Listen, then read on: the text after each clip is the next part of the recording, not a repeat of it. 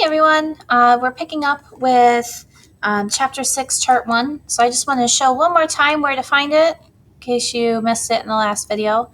So Chapter 6, abbreviations Chart 1, you can also find it by going under Chapter 6 on the drop down on the side. So if you go to Chapter 6, download it. Okay, so let's see, we ended with arterial blood gas on the last one. So AC, this is before meals. So if we saw earlier, A with a line over it means before. So just A, it doesn't have to have a line over it. So AC is before meals. ACLS, this is Advanced Cardiac Life Support. This is a certificate course that you need to take if you're going to be a paramedic, if you're going to be a nurse, a physician, they all have to take it. And it goes in depth as to what you do for different cardiac emergencies and what kind of medications, what kind of heart rhythms are involved, that kind of thing. So it's very in depth. It's not the easiest thing in the world, but it's a good time. All right, ACTH. ACTH. So this is adrenocorticotrophic hormone. So you can practice saying it, adrenocorticotrophic hormone. Okay. So it's a big word and it means quite a bit. So I found a video that kind of explains a little bit because it's difficult. It's kind of difficult to explain. So let's learn about adrenocorticotropin hormone, or ACTH. ACTH is secreted by the pituitary gland, which is linked to the hypothalamus. The anterior portion of the pituitary gland is linked to the hypothalamus by a blood vessel system called the hypophyseal portal system.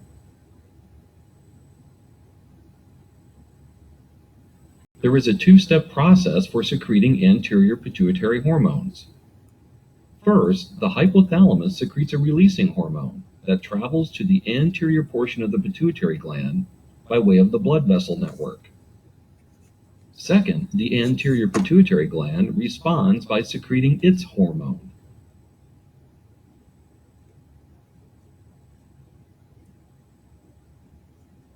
In the case of ACTH, the hypothalamus first releases corticotropin releasing hormone, or CRH.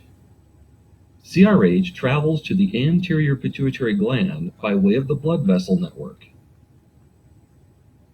The anterior pituitary responds by secreting ACTH. ACTH targets the adrenal glands. The adrenal glands are located on top of each kidney. The adrenal glands have two main parts, an outer cortex and an inner medulla. Both parts secrete different types of hormones. ACTH targets the adrenal cortex. ACTH facilitates the release of cortisol from the adrenal cortex. Cortisol has an effect on blood glucose by facilitating the conversion of fats and proteins into glucose. Cortisol also has an anti-inflammatory effect. Another hormone affected by ACTH is aldosterone. Aldosterone targets the kidneys to cause an increase in sodium reabsorption and potassium secretion. We hope you have learned something about ACTH and All right. So it's a little more complicated. Not unobtainable, but a little more than what I think I can really give it justice. So AD, this is right ear.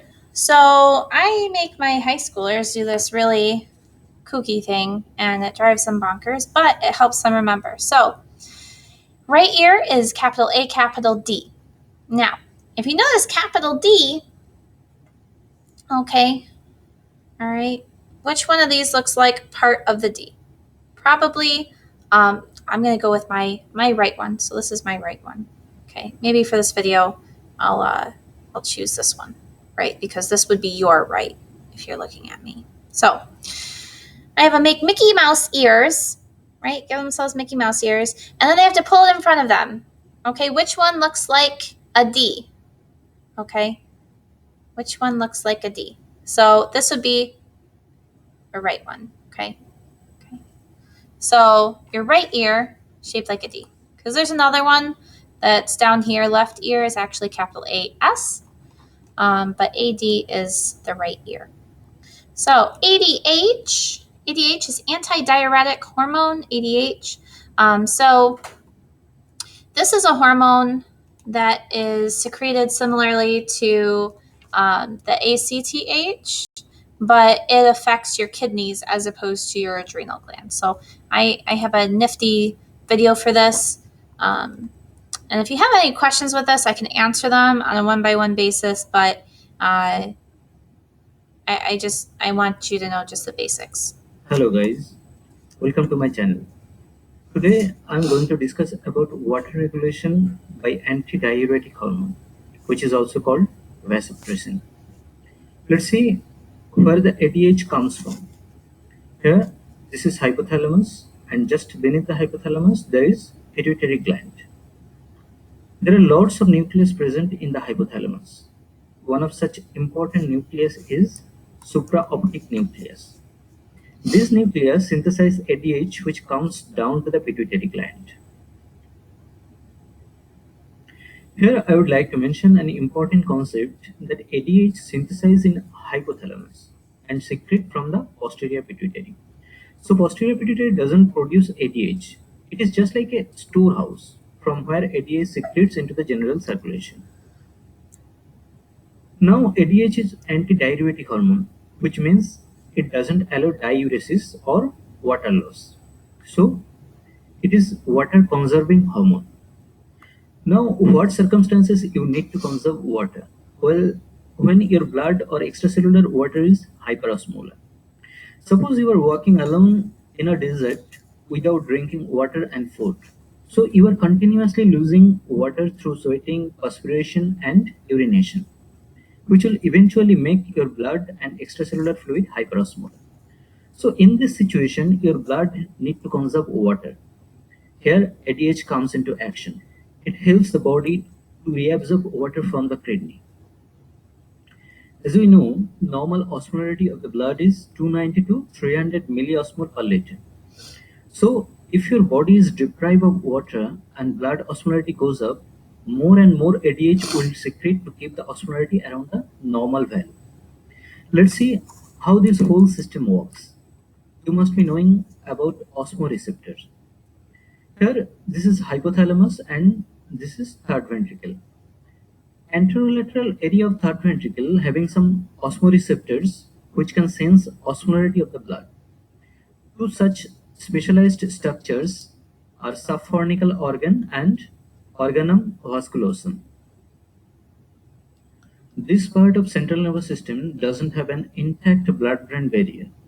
So blood or blood products can easily come in contact with the specialized structures so that they can sense the osmolarity of the blood and give signal to the hypothalamus for ADH secretion. Now let's see how ADH works. Here I would like to give you another important information. As you know, the other name of ADH is vasopressin because it can cause vasoconstriction. But to produce antidiuresis, small amount of ADH is enough. Whether for vasoconstriction, it needs more amount of or larger amount of ADH. So in low concentration, it acts as an antidiuretic hormone, and in high concentration, it acts as a vasoconstrictor. By the time a luminal fluid reaches to the distal part of the nephron, precisely late part of distal convoluted tubule and collecting duct area, it is highly diluted. The osmolarity around 50 to 100 milliosmol per liter. Now, this is important to know that the water permeability of the last part of the nephron is ADH dependent. If ADH is not there, it will remain water impermeable. It means no water can resorb back to the general circulation, so it will pass out as urine. Now let's see how ADH alters the cellular environment. Cells of this part of nephron have receptor for ADH. They are serpentine receptor or 7-pass receptor. ADH binds with this serpentine receptor which stimulates intracellular G protein, and intracellular G protein stimulates adenylyl cyclase, which convert ATP into cyclic AMP. When intracellular cyclic AMP goes up, it will phosphorylate protein kinase A. All these steps are nothing but to activate this enzyme. Now you can see there are some intracellular vesicles. Those vesicles are having some special protein channels which look like pores and water can pass through it. That's why those protein channels are called aquaporins. Now protein kinase A phosphorylates those proteins and they get fused with the luminal membrane of the nephron. So this video is very extra, but ultimately what I want you to take away from this is ADH is antidiuretic hormone. In small doses, it helps your body to maintain its water balance, and it helps you reabsorb water from your urea that your kidneys are filtering out. This is called a nephron. It's the functional unit of your kidneys, and you have hundreds of thousands of nephrons in your kidneys, right? So, and it acts on the collecting duct here at the end, and it makes it more, how do you say it? It makes it permeable, where you can pull water and fluid out of this tubule back into your bloodstream. So that's antidiuretic hormone. In large doses, it's vasopressin, where it's a so if we go back, it's a vasoconstrictor. So you see this word right here, vasoconstrictor. So vaso means your vasculature, and to constrict something means to tighten. Okay, so it tightens up your blood vessels and makes them smaller in the center. Okay, so that's really what I want you to get out of what is ADH, what does it stand for, what does it do. You can get into all the specifics on a cellular level, but we're not quite to that point yet. Okay, so it's ADH. Ad lib. So this is as desired. The way I've always been able to remember this is if you've ever done Mad Libs, and if you're learning English, this might be a fun thing for you to do. So Mad Libs, okay, it's where you have a kind of like a story or a narrative, and it'll say, let me zoom in. Is it? It's not gonna let me zoom in. Okay, so here it says adjective, noun, plural noun, person in room, adjective, article of clothing, right? So it doesn't tell you what words to put in there. It tells you what type of word to put in there. So you can put whatever words you want in there, right? So if I have an adjective describes something. So what if I said pretty? And for the first noun, I said elephant. Okay, an elephant is a thing. It says there are many pretty ways to choose an elephant to read, right? It's kind of kooky. It's meant to be funny, but it helps you build your English. But the whole point with this Mad Libs, it kind of sounds like ad lib, right? You see ad and lib. So ad lib means as desired. Mad Libs, you can put whatever word you desire into the section. Okay, so next we have activities of daily living, ADL. This is all in capitals. Activities of daily living, occupational therapists specialize in this. Okay, so things that you do on a daily basis to help you lead a normal life.